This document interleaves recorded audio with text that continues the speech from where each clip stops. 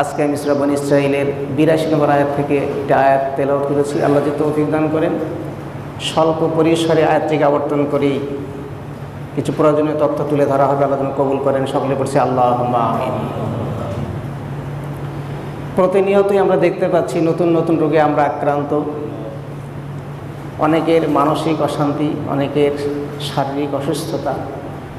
এইভাবে করে দিন দিন কেন জানি আমাদের জীবনটা অন্যরকম হয়ে যাচ্ছে, আমরা সমাধান খুঁজে পাচ্ছি না। এরকম প্রায় অবস্থায় আমাদের শুধু দেশের একটা আন্তর্জাতিক একটা সমস্যা ঘটে। মূল কারণ হিসাবে যদি আমরা চিহ্নিত করতে যাই, তাহলে আমাদের সামনে আসবে মূলত আল্লাহ তাআলার বিধান থেকে, সুন্নতের ইত্তেবা থেকে সরে যাওয়ার কারণেই আমাদের এই অবস্থা। মানুষ যখন আল্লাহর প্রতি তাওয়াক্কুল ছেড়ে দেয়, আল্লাহর প্রতি ভরসা ছেড়ে দেয় এবং সুন্নতকে অবজ্ঞা করে, সুন্নতের আমলগুলোকে বর্জন করে, আল্লাহ পাক তখন পরীক্ষামূলকভাবে মানুষের প্রতি নানান বিপদ আপদ, অসুখ বিসুখ এগুলো চাপায় দিবেন। এটাই কিন্তু আসলে স্বাভাবিক। আমাদের দেশে অনেক ঘূর্ণিঝড় হয়েছে, আবার একটা হওয়ার সম্ভাবনা আছে। তো এই যে নামগুলো কিন্তু আসলে কোরআন হাদিস থেকে নামগুলো আসে নাই, প্রেক্ষাপট অনুযায়ী নামগুলো আমরা দিয়েছি। এরপরে আমরা দেখেছি মহামারী এসেছে আমাদের জীবনে, অনেক এগুলো দিয়েছেন আল্লাহ আমাদের, মানে কৃতকর্মের ফলস্বরূপ এগুলো দিয়েছেন। অথচ হাদিসের মধ্যে আসে নাম জানা অনেক বিরল রোগ মানুষের মধ্যে দেখা দিবে, সেগুলো নাম মানুষের জানবে না, কিন্তু নাম মানুষে দিয়ে দিবে। যেমন আমরা করোনা দিয়েছি। তো এইগুলো কেন আসে, প্রতিকার কি, কি করলে সুস্থ থাকা যাবে, ভালো থাকা যাবে, এই বিষয়গুলো প্রত্যেকটা মুসলমানের জানা উচিত এবং আমল করা উচিত। এবং আল্লাহর প্রতি পুরোপুরি ভরসা আমাদের সকলের রাখা উচিত, কারণ ভরসাই আপনাকে মুক্ত করবে। যদি ভরসা না থাকে তাহলে আসলে মুক্তি পাওয়া সম্ভব নয়। আমাদের তাওয়াক্কুল আসলে অনেকটাই কমে গেছে। তাওয়াক্কুলের বড় অভাব আমাদের সমাজে, আমাদের মধ্যে, মুসলমানদের মধ্যে। আসুন আমরা আল্লাহর প্রতি পুরোপুরি তাওয়াক্কুল করি, ভরসা করি। ইন্নাল্লাহা ইউহিব্বুল মুতাওয়াক্কিলিন। আল্লাহ বলছেন যারা আমার প্রতি ভরসা করে আমি তাদেরকে ভালোবাসি। বলেন সুবহানাল্লাহ। ভরসাটা কেমন হবে এটা আমি একবার আগেও বলেছি। ভরসাটা ওইরকম হতে হবে, ইস্তেসকার নামাজ পড়ার জন্য মানুষে গেছে, কারো হাতে কোনো ছাতা নেই। তো এক ব্যক্তি মাত্র একটা ছাতা নিয়ে গিয়েছে ইস্তেসকার নামাজে। ইস্তেসকা বোঝেন তো নাকি? পানি প্রার্থনার নামাজকে ইস্তেসকা বলা হয়। তো সাংবাদিকরা তাকে জিজ্ঞাসা করেছে যে হাজার হাজার মানুষ, কারো হাতে ছাতা নেই, আপনি কেন ছাতা নিয়ে এসছেন? তাওয়াক্কুলের একটা উদাহরণ দিচ্ছি আমি। তো উনি বলেছেন যে আমি ছাতা নিয়ে এসেছি এই জন্য যে আমরা আল্লাহর কাছে চাইবো, আল্লাহ আমাদেরকে দেবেন। আমি বিশ্বাস করি আল্লাহর কাছে চাইলে আল্লাহ ফেরত দেবেন না। কেন উদুনি আস্তাজুল রাখবো, আল্লাহ বলছে আমাকে ডাকো, আমি ডাকের সাড়া দেবো। আল্লাহ আমার সাড়া দেবেন, আমাদের সাড়া দেবেন। তো বৃষ্টি আমরা পাবোই, এই নিশ্চিত ভরসা রেখেই কেউ ছাতা নিয়ে আসেন, কিন্তু আমি নিয়ে আসছি। বলেন সুবহানাল্লাহ। এটা হলো তাওয়াক্কুল। আর তাওয়াক্কুল কাকে বুঝবার জন্য বলা যেতে পারে, আমাদের বাচ্চারা যখন একটু বড় হয়, আমরা তো উপর দিকে নিক্ষেপ করে একটু আনন্দ দেই, নিজে আনন্দও নেই। এই বাচ্চা এই শূন্যে উড়ার পরেও সে কিন্তু হাসে। সে হাসে কেন হাসে? তার আত্মবিশ্বাস আছে আমার বাবা আমাকে উপরে শূন্যে নিক্ষেপ করেছে, আমি মাটিতে পড়ে যাবো না, আমাকে ধরবেই, নাকি বলেন? এই জন্যই তো যদি হাসে। আর যদি এই বিশ্বাস না থাকে তাহলে সে কাঁদত। এটাও একটা তাওয়াক্কুল। এরকম তাওয়াক্কুল করতে হবে যে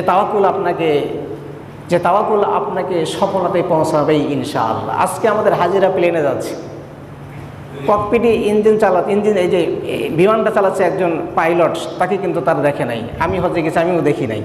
এভাবে যারা যাবেন তারাও দেখেন নাই, কিন্তু তারপরেও একটা পূর্ণ ভরসা আছে বিমানটা আমাকে জেদ্দা পৌঁছাবে।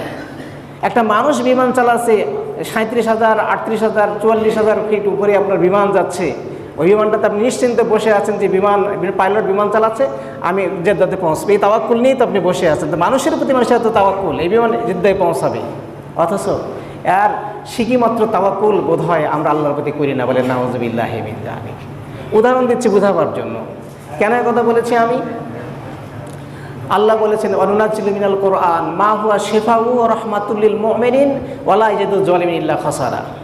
এখানে আল্লাহ বলছেন ওয়ানুনাজ্জিলু মিনাল কোরআন, আমি কোরআন নাজিল করেছি, কোরআনের মধ্যে নাজিল করেছি। মিনাল কোরআন মা হুয়া শিফা, এই কোরআনটা পুরোটা একটা শিফা। এর মধ্যে আমি শিফা দিয়েছি কোরআনের মধ্যে। আর দিয়েছি মুমিনদের জন্য রহমত। এটা যেরকম শিফা এবং সেরকম মুমিনদের জন্য রহমত। ওয়ালা ইয়াজিদু যালিমিন ইল্লা খাসারা। কিন্তু যারা জালিম, যারা গুনাহগার, কোরআন তাদের শুধু আত্মপীড়নে বৃদ্ধি করবে, ক্ষতি বৃদ্ধি করবে। এই হলো সংক্ষিপ্ত অর্থ। তাহলে এই আয়াত দিয়ে আল্লাহ আমাদের যেটা বুঝালেন সেটা হলো পুরো কোরআনটাই আমাদের জন্য রহমত এবং কোরআনের মধ্যে রয়েছে আমাদের জন্য শেফা। কিন্তু দুঃখজনক হলো এই কথা সত্য যে এইটা যে অমোঘ সত্য এবং চিরন্তন, এই তাওয়াক্কুলটা কিন্তু আমাদের মধ্যে নেই বলেই আজকে আমাদের ইবাদত বন্দেগীতে আমাদের শিথিলতা, আমাদের উদাসীনতা। দেখুন, আপনাকে একটা কাজ করতে হবে, আপনি ব্যবসার জন্য দোকান খুলবেন বা আপনি এক জায়গায় পৌঁছাবেন, কিংবা কেউ আপনাকে অর্থ দিতে চেয়েছে, এই জন্য আপনি ভোরে উঠতে পারেন। কিন্তু আজান হয়েছে সেজন্য কিন্তু ভোরে ওঠা সম্ভব হয় না, এটাই কিন্তু বাস্তবতা। আজান ডাক দিয়েছে আল্লাহ, মেসেজ দিল আল্লাহু আকবার আল্লাহু আকবার ডাক দিয়েছে, আমি অন্য পার্থিব কাজের জন্য, আমার সুবিধার জন্য আমি সকালে উঠতে পারি এবং সেজন্য স্ত্রীকে তোড়জোড় করে তার কাছ থেকে খাবার পরিবেশন করে নিতে পারি, ইত্যাদি ইত্যাদি সব কিছুই আমি করতে পারি আমার দুনিয়াবি প্রয়োজনের জন্য। কিন্তু আল্লাহ আমাকে ডেকেছেন, সেই জায়গাতে উঠতে আমাদের গড়িমসি, আমাদের উদাসীনতা কাজ করে। ডাক্তার আপনাকে ব্যবস্থাপত্র দিয়েছে যে সকালে এত মিনিট আপনাকে হাঁটতে হবে, ভোর 5টায় উঠবেন এবং হাঁটবেন। আমরা দেখেছি রাস্তায় অনেক লোক আমরা হাঁটি, অনেক লোক হাঁটি, ডাক্তারের এই কথাকে গুরুত্ব দিয়ে আপনি যতটুকু হাঁটেন, আপনি যদি কোরআনের প্রতি বিশ্বাস রেখে, আল্লাহর প্রতি বিশ্বাস রেখে আপনি সেই কাজটা করতেন বা আল্লাহর বিধান অনুযায়ী নিজেকে পরিচালনা করতেন, অবশ্যই কোরআন এবং ইবাদত আপনার জন্য সেবা হয়ে যেতে। বলেন সুবহানাল্লাহ।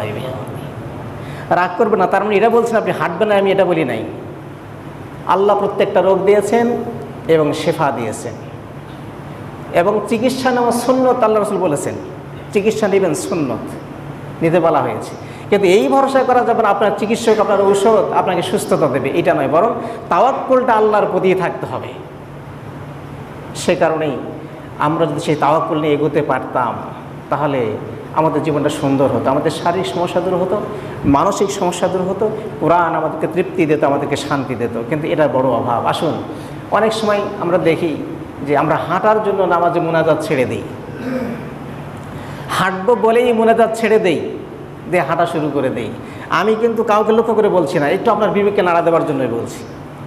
ভাইগো ভাই শরীক হলেন, আপনার 2 মিনিট চলে গেল, ইমামের সাথে 10 মিনিট মোনাজাত করেন না, 2 মিনিট 3 মিনিট 5 মিনিট, এবং মোনাজাতটা করেন কোরআন দিয়েই করেন। আমরা তো কোরআন আয়াতগুলো পড়েই দোয়া করি, সেটাকে বর্জন করে আপনি হাঁটাকে প্রাধান্য দিয়েছেন।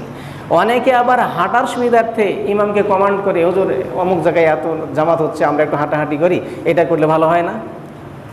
এইভাবেও প্রশ্ন করা হয় ইমামদেরকে। মনে রাখবেন, ইমাম আল্লাহর ঘরের মেহমান, আল্লাহ তাকে নিয়োগ করেছেন এবং তিনি আল্লাহর ঘরের ইমাম, কোনো ব্যক্তির চাকর ইমাম নয়। সুতরাং কোনো মুসল্লির উচিত নয় ইমামকে কমান্ড করা, করতে পারবেন না, ইসলামিক অধিকার আপনাকে দেয় নাই। সুতরাং আমি বিনয়ের সঙ্গে অনুরোধ করব, স্যার এখানে আসলে কিছু বলার জন্য অনুরোধ জানাচ্ছি।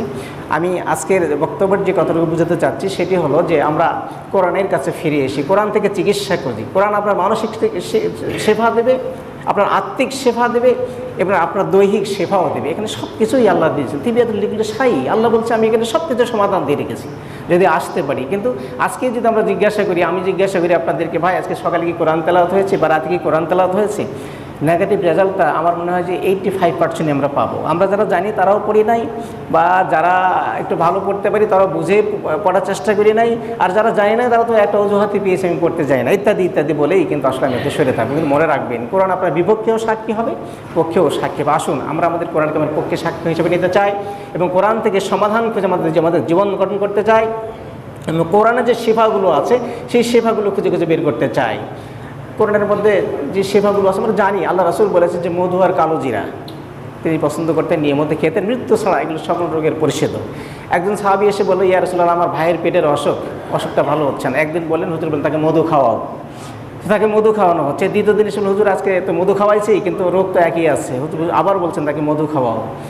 আবার পরের দিন এসছে, তৃতীয় দিন এসে বলছে, হুজুর তাকে তো আপনার পরামর্শ মধু খাইয়েছি কিন্তু তার তো অসুখের কোনো উপশম হলো না। তো হুজুর বলছেন যে মধুর মধ্যে ঠিকই উপকারিতা আছে, কিন্তু তোমার ভাইয়ের মেজাজের কারণে এবং বদ আকিদার কারণে তার শিফা হচ্ছে না। তাকে পুনরায় মেজাজ ঠিক করে আকিদাকে বর্জন করে সহি নিয়তে মধু সেবন করাও, আল্লাহ মাফ করে দিবেন। পরের দিন তাকে খাওয়ানো হয়েছে, আল্লাহ তাকে মাফ করে দিয়েছেন। বলেন সুবহানাল্লাহ। আসুন আমরা একটু কোরআনের দিকে যাই, সেখান থেকে চিকিৎসা নিই। কোরআনের চিকিৎসা আপনার পৃথিবীর চিকিৎসা, এটা আখিরাতের তো চিকিৎসা নাকি? এমন কিছু সূরা আছে, এমন কিছু আয়াত আছে যেগুলো আপনাকে জান্নাতে পৌঁছায়। এবং সূরা মুলুক আপনি নিয়মিত তেলাওয়াত করবেন। এই 30টি আয়াত এখানে আছে। এখানে হাদিসের মধ্যে আল্লাহ রাসূল বলেছেন এইটা আপনার জন্য উকিল হয়ে যাবে কিয়ামতের ময়দানে। আল্লাহকে বলবে, ইয়া আল্লাহ, আপনার এই বান্দা কোরআনে কারীম তেলাওয়াত করেছে তো করেছে, এবার আমাকে বেশি মহব্বত করেছে, বেশি তেলাওয়াত করেছে, চুমু দিয়েছে, সুতরাং তার ব্যাপারে আমি সুপারিশ করতে চাই, তাকে কবুল করে আমাকে জান্নাত দিয়ে দেন। এই সূরা মুলুকের শাফাত গ্রহণ করে আপনাকে মাফ করে দেওয়া হয়। বলেন সুবহানাল্লাহ।